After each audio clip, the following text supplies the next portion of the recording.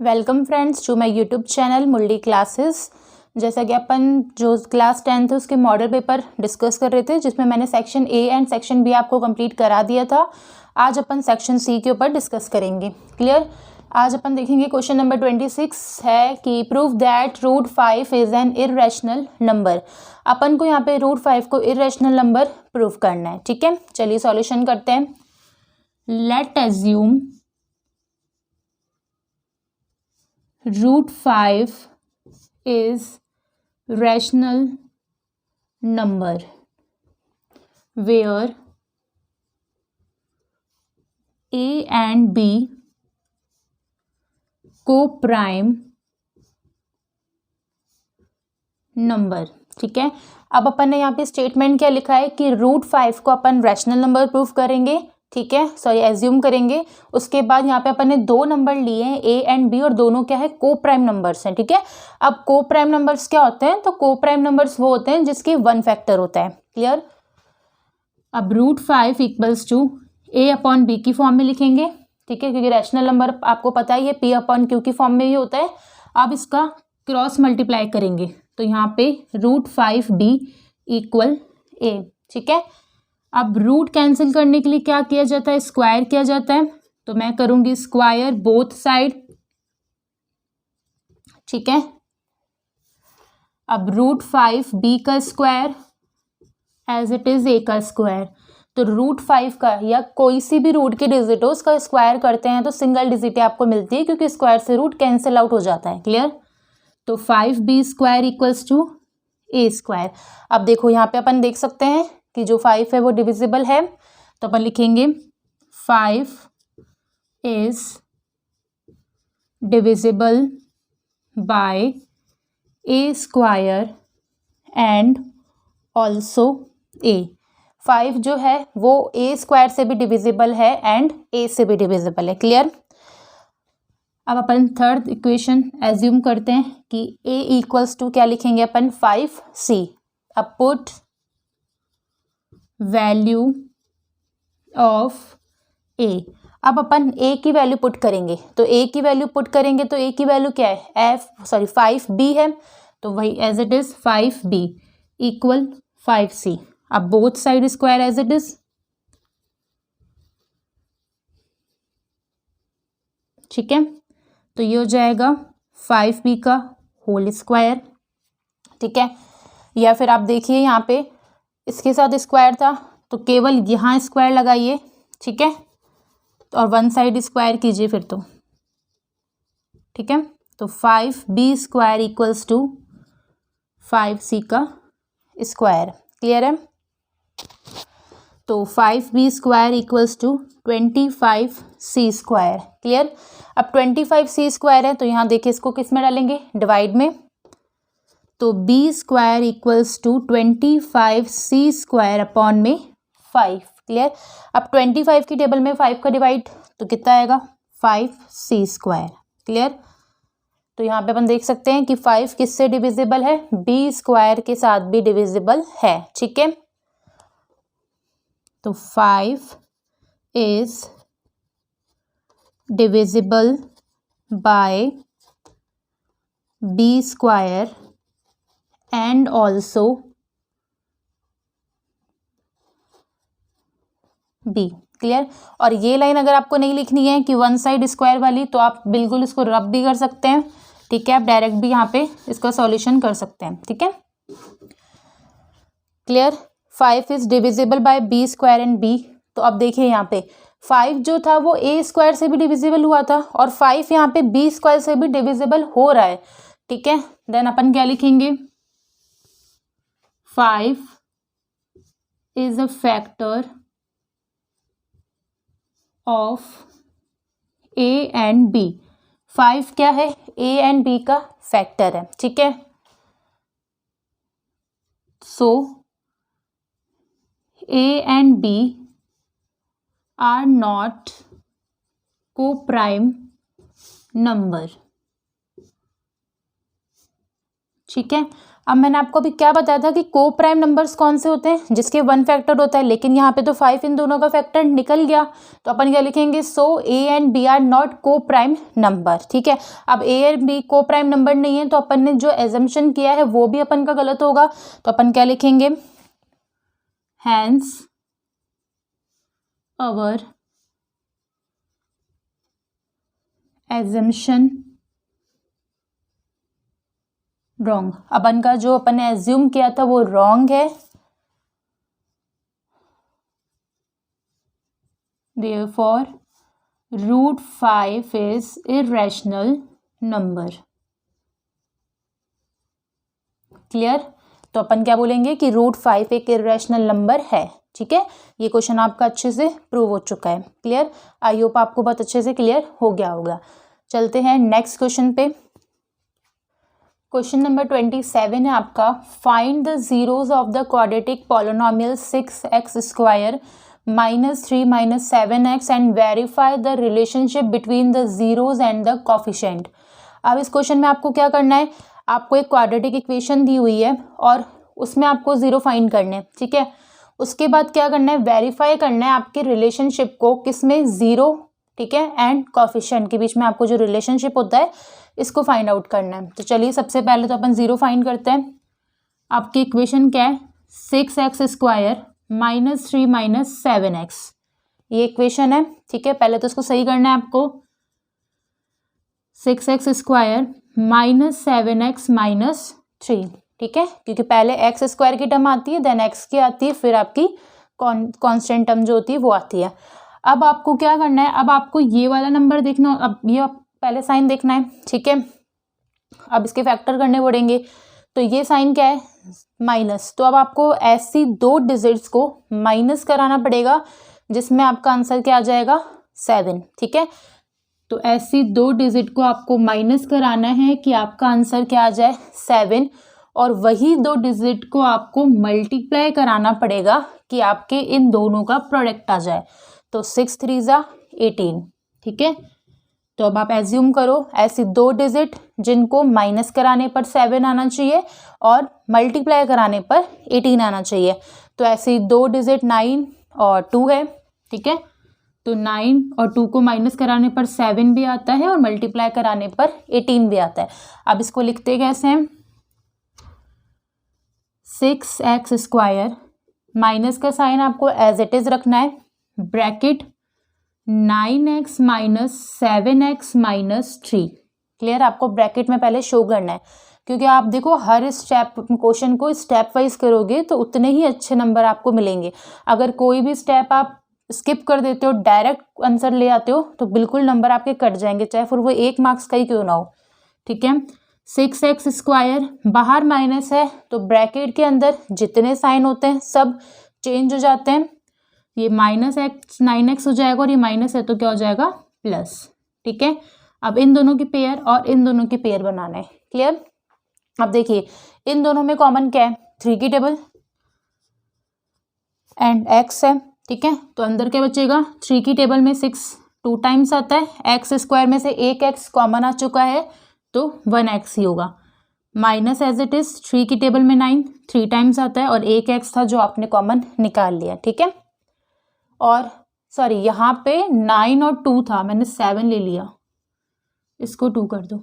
ठीक है, अब 2x -3 है, अब इसमें से कॉमन कुछ नहीं है, तो जहां कॉमन कुछ नहीं होगा तो वहां क्या होगा, 1, तो +1, तो अंदर जो डिजिट है वो एज इट इज आएंगी। ठीक है, अब ये आपके जो आपने जीरो फाइंड किए वो करेक्ट है या नहीं है, ये कैसे पता चलेगा, अंदर देखिए ब्रैकेट में दोनों टर्म्स बिल्कुल सिमिलर आएंगी, बिल्कुल सेम आएंगी, देन आप समझ जाना आपका आंसर सही है।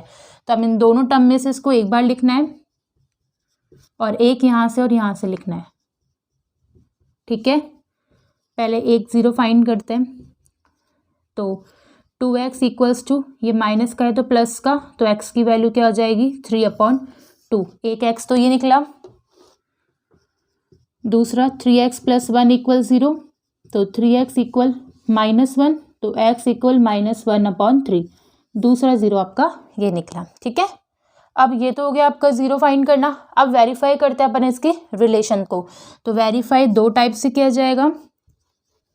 ठीक है, एक तो सम करके, ठीक है, सम ऑफ ज़ीरोज़, तो सम ऑफ ज़ीरो का फॉर्मूला आता है -b/a, ठीक है। अब ऐसे ही प्रोडक्ट ऑफ ज़ीरो भी यहाँ पे बता देती हूँ, प्रोडक्ट ऑफ ज़ीरोज़ ये होता है c/a, ठीक है। अब ये ABC क्या है, तो आप देखते हैं यहाँ पे कि ABC कैसे निकाला मैंने। आपकी जो इक्वेशन थी वो ये है, ठीक है।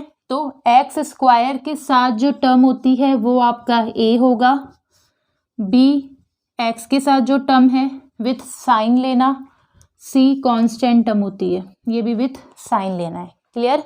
अब देखिए माइनस एज इट इज, अब b की वैल्यू क्या थी -7, तो आपको वो लेनी है, अपॉन में a क्या है आपका 6, तो आपको 6 लेना है, तो आपका आंसर आएगा 7/6। क्लियर। प्रोडक्ट ऑफ ज़ीरो में क्या बोला है, c/a, c क्या है -3, a क्या है 6, इसको कट करोगे तो 1/2 आंसर आ जाएगा। क्लियर है।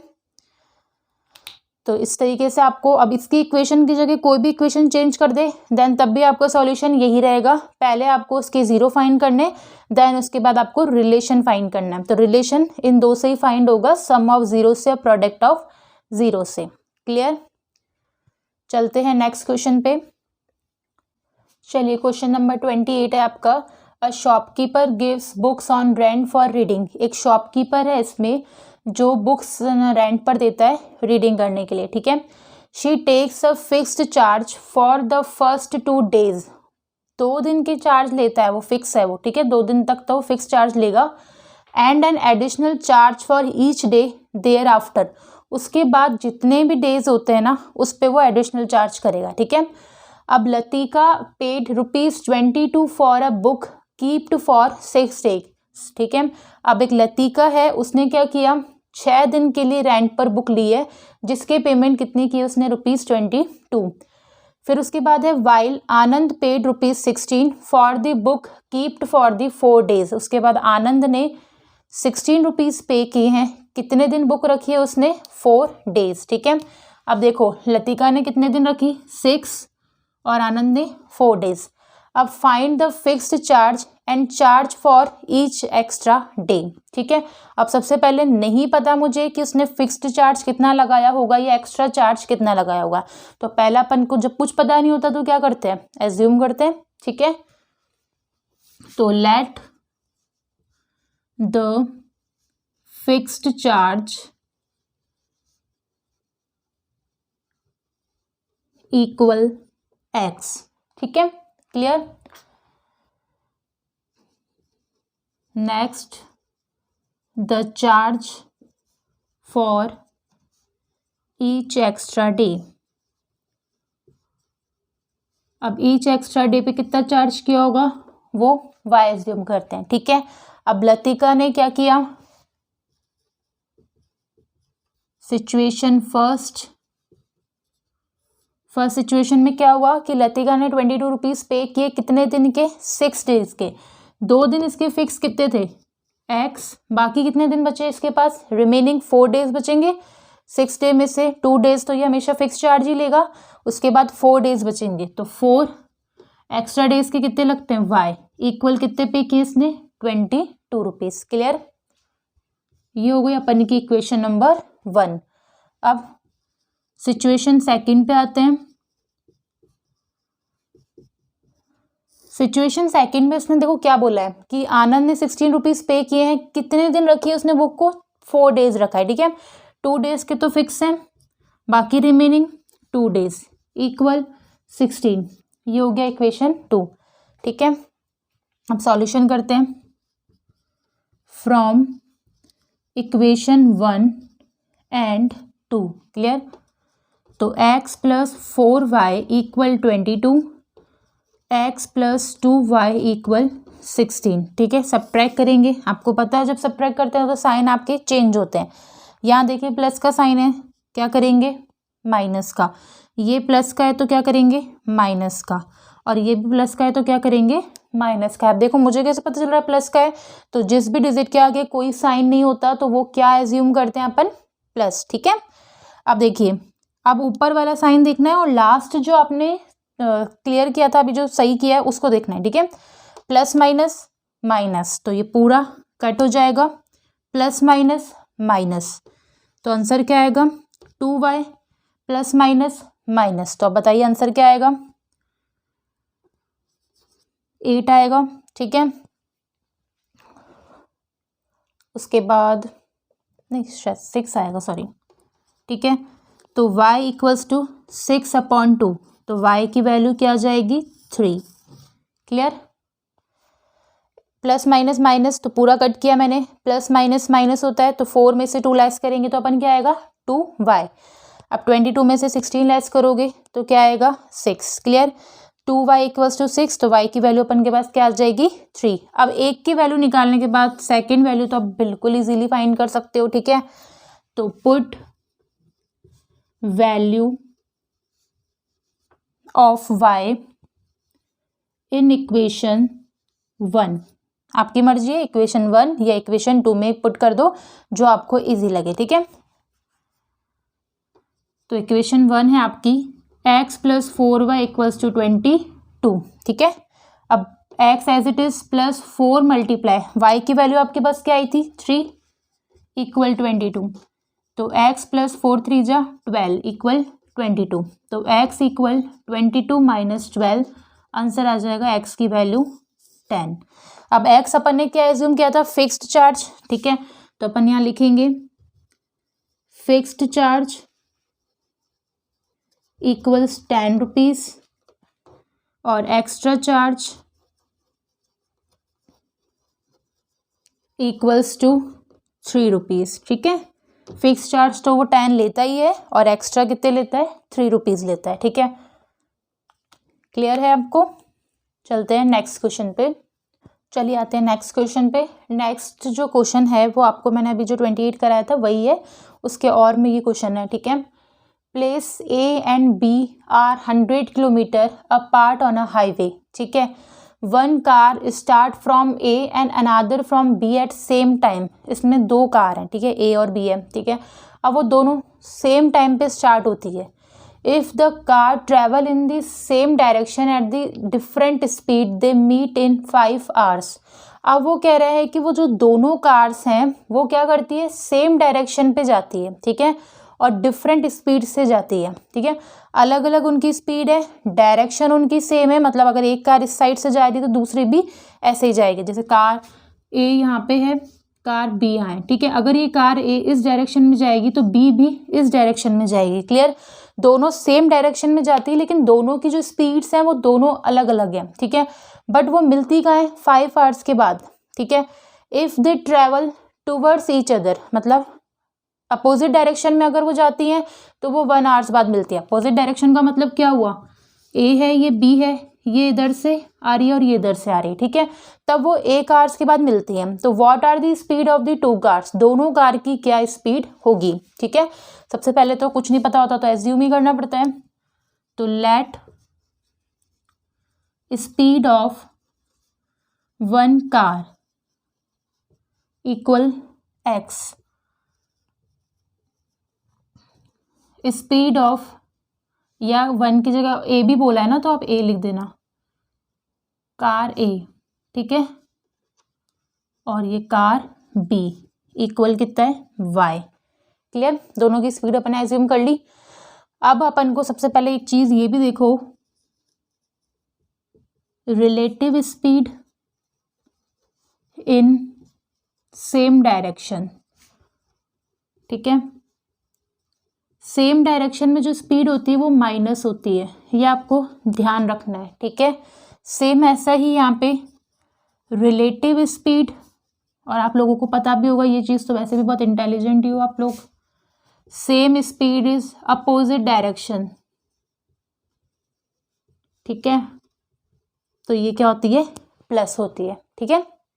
अब देखिए relative speed is same direction क्या होगी माइनस, और relative speed is opposite direction क्या होगा प्लस होगा। क्लियर। अब इसने सबसे पहले क्या बोला था कि अगर कार डिफरेंट स्पीड है लेकिन डायरेक्शन सेम है तो वो 5 आवर्स के बाद मीट करेंगे। ठीक है, तो सबसे पहले आपको देखना है कि डिस्टेंस का फॉर्मूला क्या होता है। तो डिस्टेंस का फॉर्मूला क्या होता है, स्पीड इनटू टाइम। क्लियर।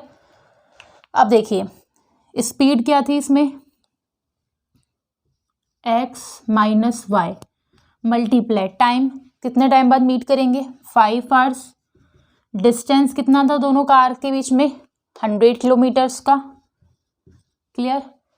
तब अपन कैसे लिखेंगे, x minus y equals to 100, ये मल्टीप्लाई में है, इक्वल्स टू के उधर जाके क्या बनेगा, डिवाइड में। ठीक है, तो x minus y equals to 20। Clear.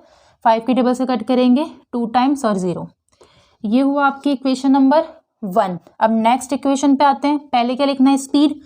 तो स्पीड क्या है आपकी सेकंड, क्योंकि सेकंड टाइम इसने क्या बोला, अपोजिट डायरेक्शन में, तो अपोजिट स्पीड क्या होती है, x plus y multiply time कितना है, तब कब मीट करेंगे 1 आवर में, तो 1 इक्वल सेम डिस्टेंस तो वही 100 ही है। तो ये इक्वेशन हुई x प्लस वाई इक्वल 100। ये हुआ आपका इक्वेशन नंबर सेकंड। तो ऐड इक्वेशन 1 एंड सेकंड। ठीक है, तो इक्वेशन 1 और सेकंड को अपन ऐड कराएंगे। तो x plus y equals 100, x minus y equals 20।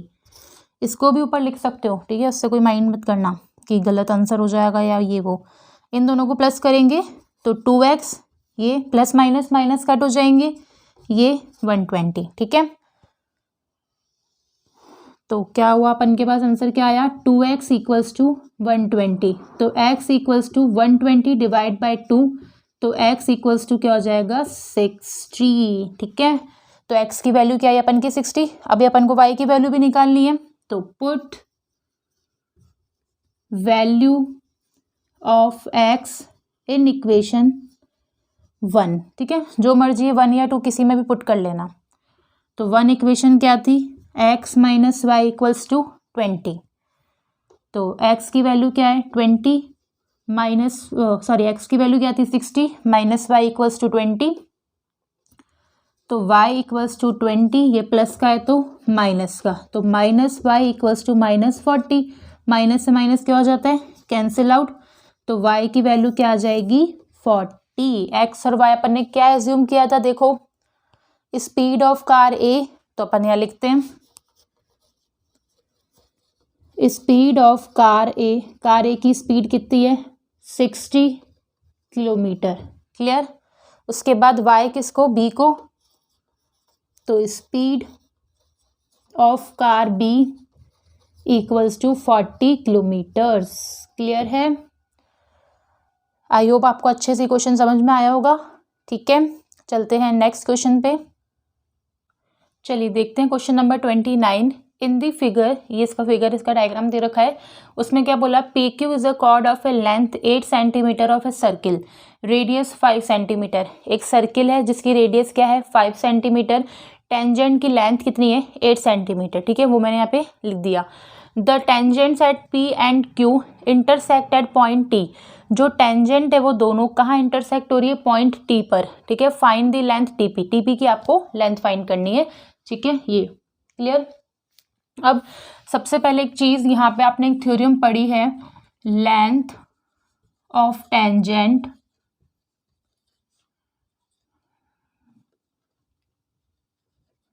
From external point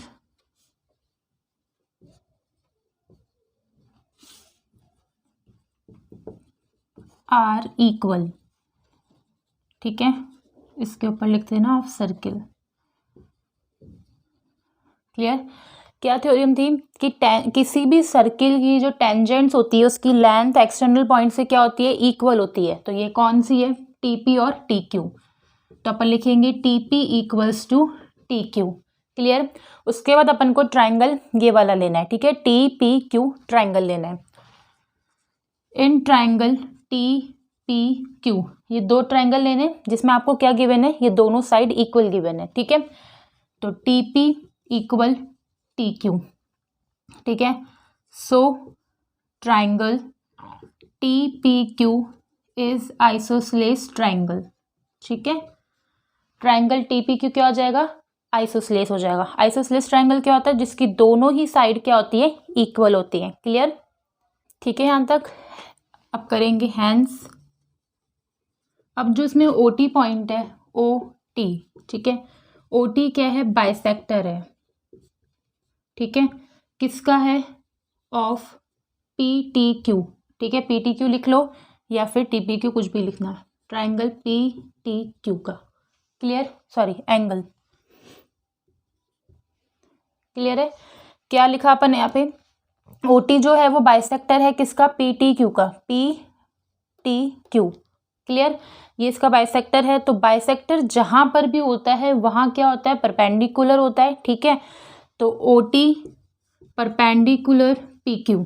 OT कहाँ पर है? OT ये किस पे परपेंडिकुलर है? PQ पर। क्लियर? और ये भी सिचुएशन आपको पता है कि जहां पे परपेंडिकुलर ड्रॉ होता है वहां पे क्या होता है? इक्वल पोर्शन होता है। ठीक है, तो अपन क्या लिखेंगे? PR equal RQ। ठीक है, ये दोनों क्या होंगे? अब इक्वल्स हो जाएंगे। क्लियर है? उसके बाद नेक्स्ट अब अपन ये देख सकते हैं कि PR और PQ अगर इक्वल है, ठीक है, तो हाफ ऑफ PQ भी होंगे। ठीक है, तो इसको अपन ऐसे लिख सकते हैं, PR equals to RQ equals to half of PQ। Clear? अब हाफ इंटू PQ की वैल्यू कितनी थी? 8, तो आंसर क्या आ जाएगा? 4 सेंटीमीटर। तो PR भी 4 सेंटीमीटर हुआ और RQ भी 4 सेंटीमीटर हुआ। क्लियर? अब अपन लगाएंगे थ्योरम। ठीक है, अब अपन थ्योरम देखते हैं कौन कौन सी लगेगी। अब पहले मैं इसकी मेजरमेंट यहाँ लिख देती हूँ कि ये भी 4 सेंटीमीटर है और ये भी 4 सेंटीमीटर है। क्लियर? अब चलते हैं आगे। In triangle ORP। ठीक है, ORP कहाँ पर है? ORP। ठीक है, अब यहाँ पे पाइथागोरस प्रमेय लगाते हैं। ठीक है, क्योंकि मुझे साइड गिवन है, ये 5 गिवन है, ये 4 गिवन है, तो मैं OR इजीली निकाल सकती हूँ। ठीक है, चलिए, तो अब OR क्या है? बेस है। तो बेस होता है तो अपन क्या करते हैं? माइनस करते हैं। ये चीज़ आपको पाइथागोरस प्रमेय में पता होनी चाहिए कि जब हाइपोटेनस निकालते हैं दोनों साइड के स्क्वायर का सम किया जाता है, बट अगर परपेंडिकुलर या बेस निकालते हैं तो दोनों साइड के स्क्वायर का माइनस किया जाता है। क्लियर? तो अपन निकालेंगे OR रूट, पहले साइड कौन सी लेते हैं? OP का स्क्वायर माइनस और फिर क्या है? PR, तो PR का स्क्वायर। क्लियर? OP का आंसर कितना था? OP ये क्या है? 5, तो 5 का स्क्वायर माइनस PR कितना था? 4, तो 4 का स्क्वायर। ठीक है, तो इक्वल 5 5 जा 25 माइनस 16, तो आंसर क्या आएगा? √9। तो अगर 9 का रूट करेंगे तो क्या आंसर आता है? 3 सेंटीमीटर। क्लियर?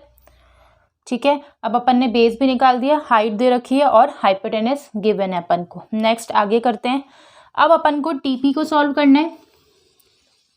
ठीक है, तो लेट TP को मान लेते हैं TP इक्वल्स टू X। ठीक है, TP को सपोज करते हैं कि वो क्या है? X है। क्लियर? अब अपन वाला ट्राइंगल लेते हैं, इस साइड वाला, क्योंकि TP कहाँ है? इस साइड है। ठीक है, तो आपको ट्राइंगल भी वही लेना पड़ेगा। तो इन ट्राइंगल PRT। क्लियर? अब आप यहाँ देखो, ये तो 4 है, ये अपन ने X मानी है, और RT नहीं पता मुझे क्या है, तो RT की जगह क्या लिखेंगे? RT ही लिखेंगे। ठीक है, देखिए अब अपन को हाइपोटेनस फाइंड करनी है। हाइपोटेनस को तो वैसे भी अपन ने क्या माना है? X ही माना है। ठीक है, तो अपन इसको प्लस करके दिखा सकते हैं। तो TP का स्क्वायर इक्वल्स टू PR का स्क्वायर प्लस TR का स्क्वायर। क्लियर है यहाँ तक? पाइथागोरस प्रमेय यही होती है, हाइपोटेनस का स्क्वायर इक्वल्स टू, फिर क्या लिखा मैंने? PR मतलब परपेंडिकुलर का स्क्वायर सम किया, TR मतलब बेस का स्क्वायर। ठीक है, TP क्या है? X का स्क्वायर इक्वल्स PR कितना है? 4, तो 4 का स्क्वायर प्लस TR मुझे नहीं पता, इसको RT भी लिख सकते हैं। ठीक है, तो मैं RT कर देती हूँ, क्योंकि अपन मिड पॉइंट ये है, तो आगे जाके TR से कंफ्यूजन ना क्रिएट हो जाए, इसलिए RT ही लिख देते हैं। ठीक है, तो ये हो जाएगा X square 16 plus RT square. इसको अपन नाम देते हैं इक्वेशन नंबर 1। ठीक है, क्लियर है। उसके बाद नेक्स्ट अपन करते हैं। अब देखिए, अब नेक्स्ट मुझे एक और सिचुएशन बनानी पड़ेगी जिससे मैं x की वैल्यू को फाइंड कर सकूं। ठीक है, अब नेक्स्ट सिचुएशन बनाते हैं। अब ये पूरा ट्राइंगल लेते हैं। ठीक है, इन ट्राइंगल OPT। ठीक है, अब इन ट्राइंगल OPT में से वापस अपन को क्या निकालनी पड़ेगी, पाइथागोरस। ठीक है, अब पाइथागोरस के लिए मुझे क्या करना पड़ेगा, देखिए PT, ये जिसको TP बोला था आपने, TP का स्क्वायर इक्वल्स टू OP का स्क्वायर। ठीक है, फिर प्लस, अब ये पूरा लेना है तो हाफ ऑफ करके ले सकते हैं, RT प्लस OR या RO कुछ भी ले लेना, उसका स्क्वायर। ठीक है, क्लियर है, यहाँ तक कोई डाउट है आपको। ठीक है, अब आगे चलते हैं। चलिए इसके आगे देखते हैं। अब अपन को ये पूरा एक साथ स्क्वायर है, इसको मैं इधर ले आती हूँ, तो RT प्लस OR का square equals to OP square, ये सेम इधर। ठीक है, प्लस TP स्क्वायर। क्लियर। अब देखिए, अब यहाँ पे RT, अब RT की वैल्यू अपन को गिवन थी क्या, पहले आपको देखना है हर जगह कहाँ कहाँ अपन ने वैल्यू पुट की थी, कहाँ से निकाली थी। तो RT कितना था, ये पोर्शन, तो RT की वैल्यू नहीं पता मुझे, तो अपन क्या लिखेंगे, RT स्क्वायर प्लस, अब मुझे OR की वैल्यू पता है, OR की वैल्यू देखिए मैंने यहाँ निकाली थी 3, तो क्या लिखूंगी मैं यहाँ पे 3, तो 3 का स्क्वायर इक्वल्स टू OP कितना है, OP कितना है 5, प्लस TP मुझे पता है क्या है X। क्लियर है यहाँ तक। ठीक है, अब इसको देखें तो अपन ये पूरा होल स्क्वायर बन रहा है। ठीक है, मैंने ऊपर लिखा भी था। अब इसको पूरा होल स्क्वायर ही रहने देते हैं, यहाँ पे अपन क्या लगा देंगे, आइडेंटिटी। क्लियर, ये मैंने आपको शो करके पहले बता दिया कि कैसे कैसे आया। अब इसको पूरा होल स्क्वायर में मैंने वापस कन्वर्ट कर दिया। ठीक है, अब आपको पता है, यहाँ लिख देती हूँ मैं, A प्लस B का whole square equals to A square plus 2AB plus B square. Clear, अब ऐसे ही ये क्या हो जाएगा A, ये क्या हो जाएगा B, तो RT square plus 2AB plus B square. ठीक है, अब तो 10th क्लास है तो आपको ये चीज़ बहुत अच्छे से क्लियर भी हुई होगी। ठीक है, 5 का स्क्वायर 25 प्लस X का स्क्वायर X स्क्वायर। क्लियर, अब इसको सॉल्व करते हैं। RT स्क्वायर प्लस 3 2 60 प्लस 3 3 9, और ये एज इट इज। ठीक है, अब आपको देखते हैं कि किससे कुछ कट रहा है तो अपन वो कट करेंगे, है ना। अब देखिए, यहाँ क्या है, RT स्क्वायर, यहाँ है 6RT प्लस 9 इक्वल्स टू 25। अब सबको इधर लेके आते हैं, X square plus 6RT plus RT square plus 9। ठीक है, अब मैं इसको पूरे को इधर लेके आई थी,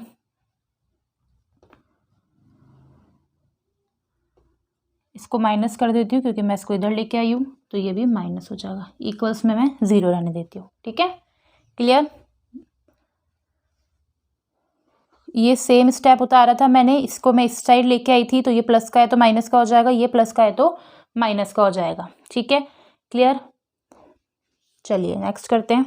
ठीक है, यहाँ वैल्यू सब अपन इक्वल्स टू के उधर लेके आए। अब यहाँ से देखिए, यहाँ एक्स स्क्वायर था और एक्स स्क्वायर की इक्वेशन 1 पे अपन ने वैल्यूएशन रखी थी। ठीक है, तो एक्स स्क्वायर की वैल्यूएशन क्या थी, 16 प्लस RT स्क्वायर, बट ये किसकी थी, एक्स स्क्वायर की थी। ठीक है, लेकिन अपन का यहाँ पे क्या है, माइनस एक्स स्क्वायर, इसीलिए डिजिट्स को इधर मत लेके आना। ठीक है, यहीं पे स्टॉप करके वैल्यूएशन पुट कर देना। क्लियर है, तो मैंने आपको बता भी दिया कि अगर आप इक्वल्स टू के उधर लेके आते हो तो देन आपकी माइनस की प्रॉब्लम हो जाएगी। ठीक है, तो अब अपन लिखते हैं यहाँ पे, put value of x square in equation 1, sorry from equation 1।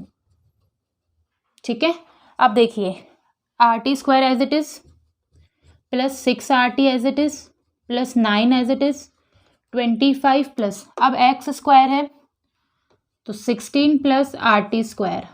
ठीक है, अब देखिए इससे ये कट हो गया, उसके अलावा 6RT एज इट इज, 25 + 16 कितने होते हैं 41, ये प्लस का है तो माइनस का, तो अब इसमें से ये लेस कराओ कितने बचेंगे, देखिए 232 और ये RT as it is upon में 6। अब इसमें इसका कट करते हैं तो एग्जैक्ट इसका आंसर नहीं आएगा, तो इसीलिए इसको यहीं पे ड्रॉप कर देना। अब देखो यहाँ पे RT की वैल्यू निकल के आ गई, ठीक है। तो अब इस RT की वैल्यू को आप अपने इक्वेशंस में पुट कर सकते हो, ठीक है। अब देखिए अब मैं x² = इस इक्वेशन में RT की वैल्यू को पुट करने वाली हूँ, ठीक है। थोड़ा रब करना पड़ेगा।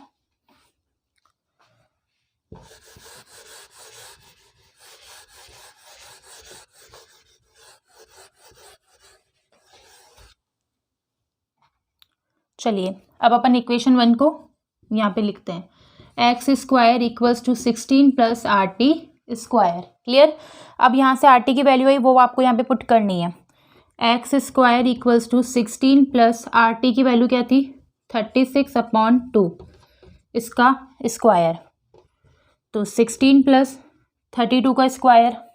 इसको और भी छोटा अपन कर सकते हैं 2 की टेबल से कट करके, ठीक है। 2 × 1 = 2, 2 × 6 = 12, 2 × 3 = 6, तो 16/3 भी इसको लिख सकते हैं, ठीक है।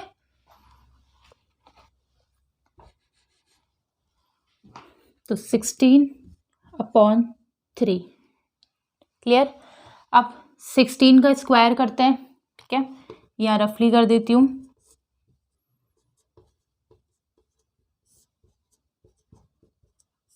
क्या आएगा 253/3, 3 × 9। अब एलसीएम से सॉल्व करते हैं, 9, तो 9 की टेबल में तो 16 × 9, 144 + 253। अब इन दोनों का आपको क्या रहना है सम, तो 793/9, ठीक है, क्लियर। अब इसको कट करके देखते हैं किसी की टेबल से कट होता है क्या, 3 की टेबल से कट के देखते हैं, तो 3 × 3 = 9 हो जाएगा, लेकिन ये 3 की टेबल से कट नहीं होगा। और कोई टेबल देखते हैं कि किसी की टेबल से कट होता है क्या।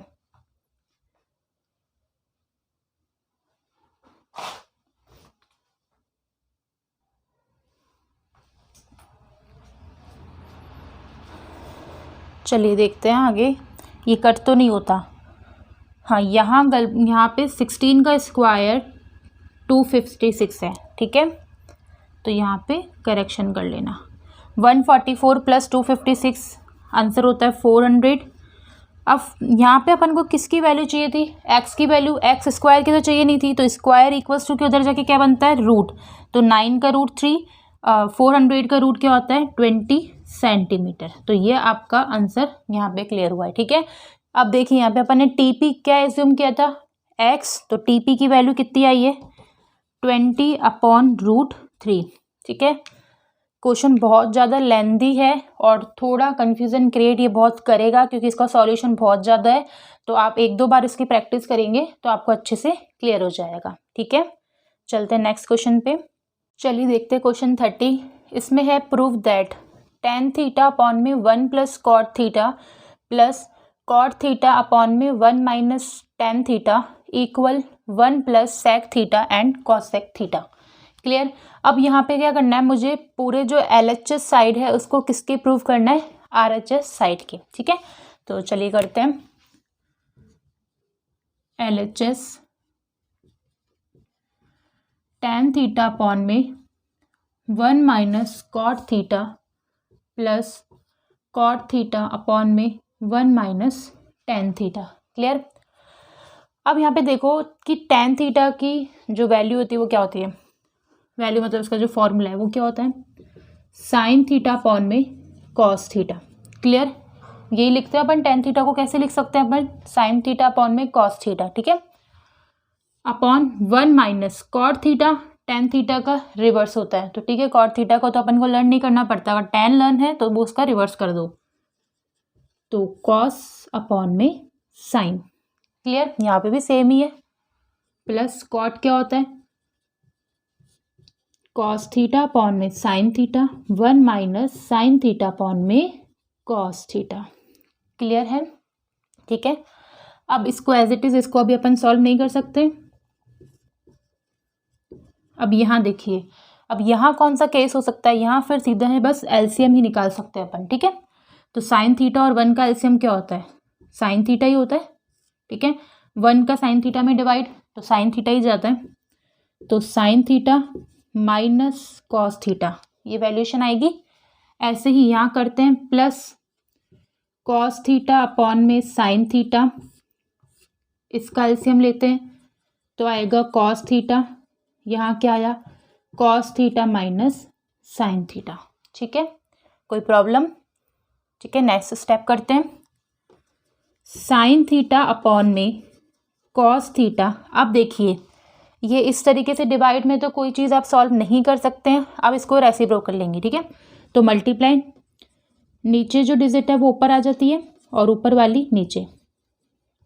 ठीक है, प्लस सेम प्रोसेस यहीं पे करेंगे, कॉस थीटा अपॉन में sine theta multiply cos theta upon में cos theta minus sine theta. Clear?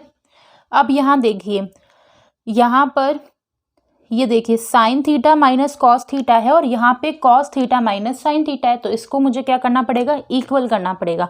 तो जब ऐसी सिचुएशन होती है तो अब आपको यहाँ पे देखो, माइनस है कॉस, यहाँ प्लस है कॉस, यहाँ साइन प्लस है तो यहाँ पे साइन माइनस है, तो ये माइनस की यहाँ पे मिस्टेक आ रही है, तो अपन क्या करेंगे, माइनस को कॉमन ले लेंगे, क्योंकि आपको पता है ना कि जब माइनस कॉमन लिया जाता है तो अंदर के साइन क्या हो जाते हैं, सारे रिवर्स हो जाते हैं, तो इसीलिए मैं कॉमन ले लूँगी। अब नीचे अपन कुछ भी माइनस का साइन नहीं लगा सकते, इसलिए यहाँ लगाएंगे। ठीक है, तो अब देखिए, साइन थीटा अपॉन में cos theta multiply sine theta upon में sine theta minus cos theta.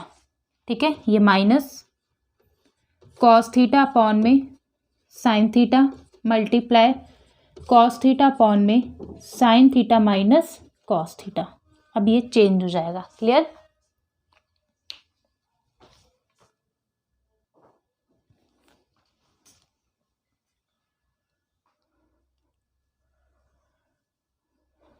चलिए अब इसका मल्टीप्लाई कराते हैं, sine theta multiply sine theta क्या होता है, साइन स्क्वायर थीटा, इसका मल्टीप्लाई कराते हैं कॉस थीटा ब्रैकेट में sine theta minus cos theta.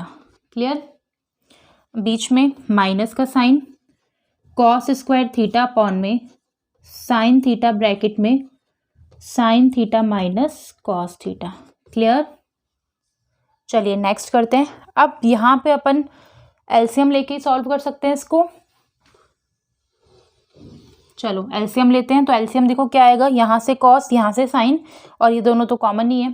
ठीक है, तो LCM cos theta sine theta bracket में sine theta minus cos theta. Clear?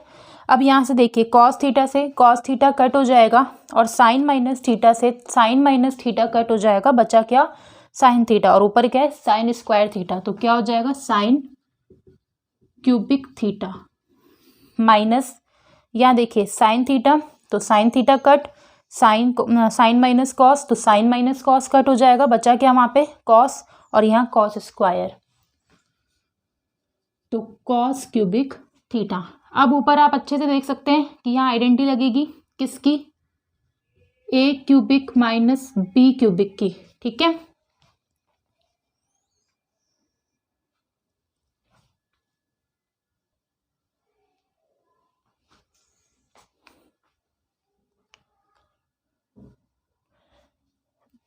Identity क्या होती है, A minus B, A square plus A B plus B square. ठीक है, तो ऐसे यहाँ पे करेंगे, तो ए माइनस बी, तो sine theta minus cos theta, अब ए स्क्वायर, तो ए स्क्वायर क्या हो जाएगा, sine square theta plus A B, तो sine theta cos theta plus cos square theta.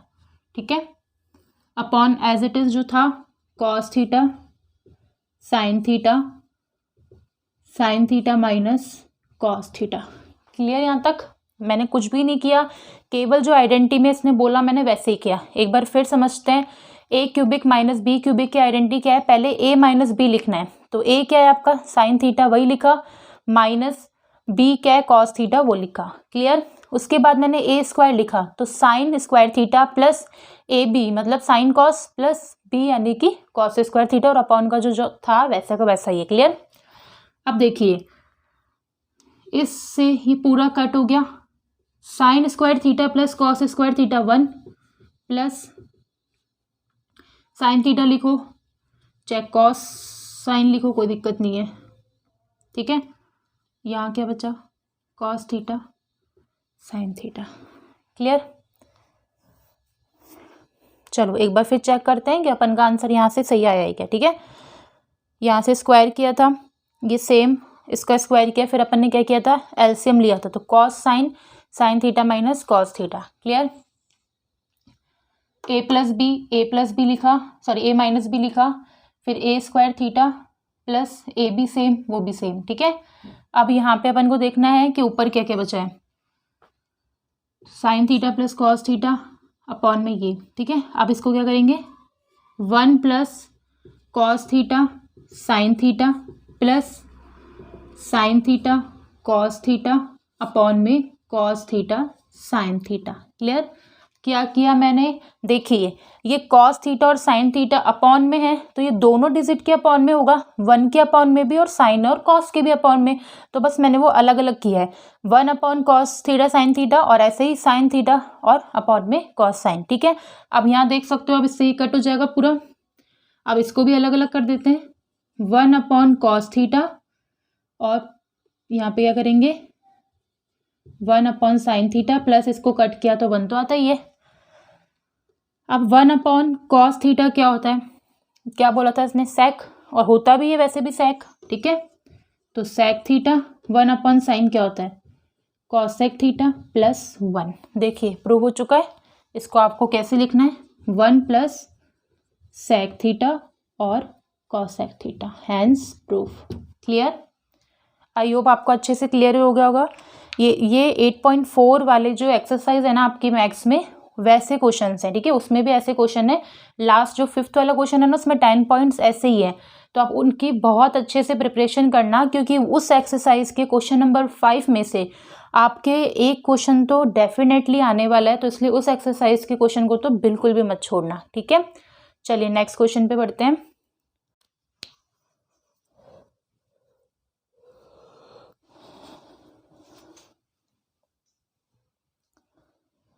Next question है, if sign theta plus cos theta बराबर equal √3 है। ठीक है, तो उसने क्या बोला है कि साइन थीटा और कॉस थीटा किसके इक्वल है, √3 के इक्वल है। Prove that tan theta plus cot theta equal 1। इसने ये वैल्यूशन अपन को दी है, फाइंड करनी है टेन थीटा और कॉट थीटा 1 के इक्वल होना चाहिए, और ये और में क्वेश्चन है। ठीक है, दोनों के चॉइस में है। तो सबसे पहले अपन को लिखना है sine theta plus cos theta equal √3। ठीक है, अब रूट को कैंसिल आउट करने के लिए मुझे क्या करना पड़ेगा, बोथ साइड स्क्वायर करना पड़ेगा। ठीक है, तो स्क्वायर बोथ साइड, तो बोथ साइड स्क्वायर करने से वैल्यू क्या आएगी, sign theta plus cos theta इस पे स्क्वायर इक्वल √3 का स्क्वायर। ठीक है, अब a प्लस बी का होल स्क्वायर हुआ, यहाँ आइडेंटिटी लिख देती हूँ, a प्लस बी का होल स्क्वायर क्या होता है, a square plus B square plus 2ab। ठीक है, अब a स्क्वायर आपका a क्या बन जाएगा ये, और b क्या बन जाएगा ये। तो सबसे पहले आपको क्या लिखना पड़ेगा, sign square theta plus cos square theta plus 2 sine theta और कॉस थीटा इक्वल √3 का स्क्वायर क्या होता है 3। क्लियर। अब देखिए sine square theta plus cos square theta equals to क्या होता है 1 plus 2 sine theta cos theta equals to क्या होगा 3। यहाँ लिख भी देती हूँ, आइडेंटिटी क्या थी, sine square theta plus cos square theta equals to में क्या होता है 1 होता है। ठीक है, अब चलिए देखते हैं आगे।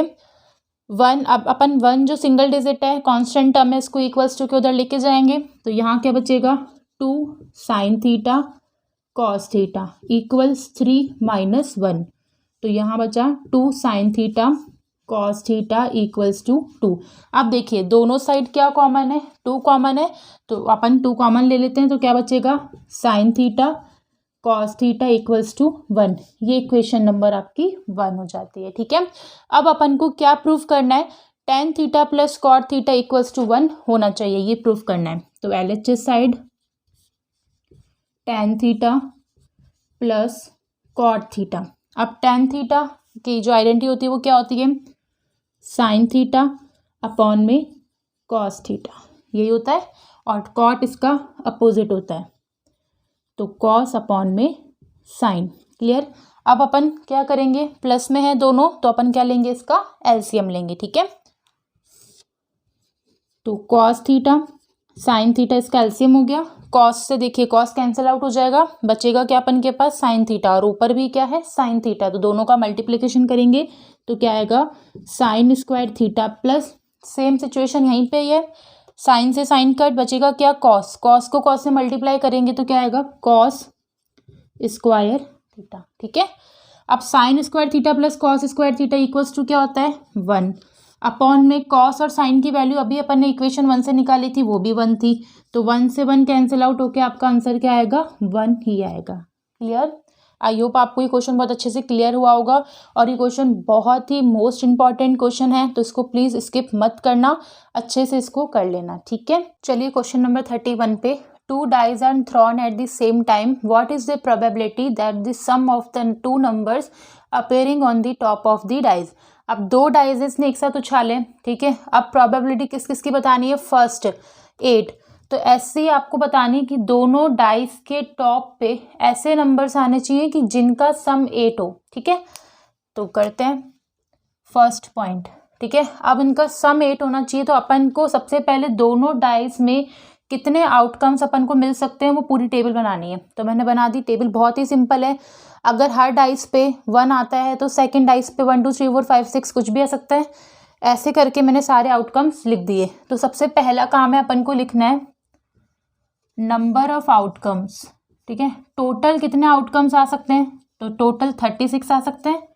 ठीक है, 6 टाइम्स होते हैं और 2 को अपन टॉस कर रहे हैं। ठीक है, 36 हो गए। अब इसने क्या बोला, 8 सम ऑफ 8 आना चाहिए। ठीक है, तो देखिए अब फर्स्ट लाइन में से देखते हैं कि अपन के दोनों डाइस के ऊपर ऐसे कौन से नंबर आ सकते हैं कि 8 हो जाए वो।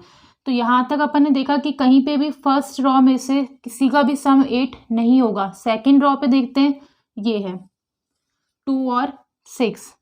थर्ड रॉ में से देखते हैं 3 और 5। तो जहाँ सम 8 हो रहा है वहाँ अपन को स्टॉप होना है। 4 और 4, 5 और 3, 6 और 2, तो 1 2 3 4 5।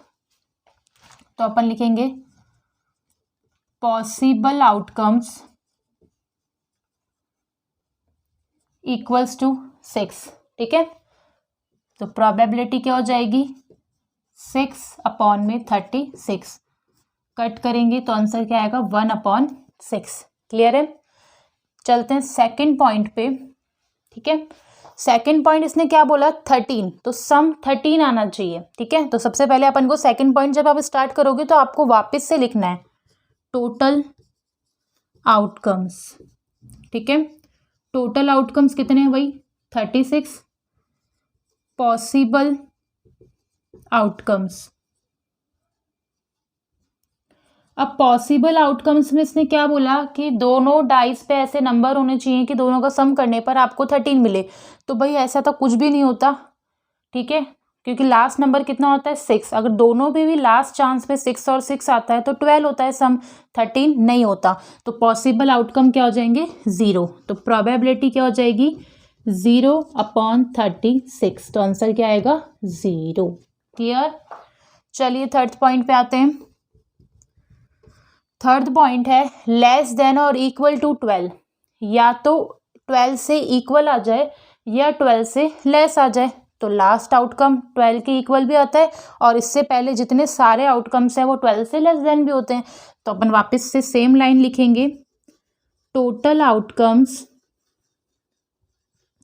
इक्वल 36 पॉसिबल आउटकम इक्वल 36 पूरे ही पॉसिबल आउटकम्स होंगे, तो PE इक्वल्स टू 36 अपॉन में 36, तो आंसर क्या आ जाएगा 1। क्लियर है? आई होप आपको बहुत अच्छे से समझ में आया होगा। ये प्रोबेबिलिटी वाला चैप्टर जो 15 है उसमें से क्वेश्चन है, ठीक है। तो आपको 15 चैप्टर जो है बहुत ही अच्छा चैप्टर है, इंटरेस्टिंग भी है, तो उसमें से क्वेश्चन ज़्यादातर तो देखो इसी टाइप के आएंगे या कार्ड्स वाले आएंगे, ठीक है। तो ये 2 टाइप को तो बिल्कुल आपको छोड़ना भी नहीं है, ठीक है। हर तरीके से इन क्वेश्चंस को आपको सॉल्व करना है। तो यहाँ पे अपन का सेक्शन C जो है वो कंप्लीट होता है, ठीक है।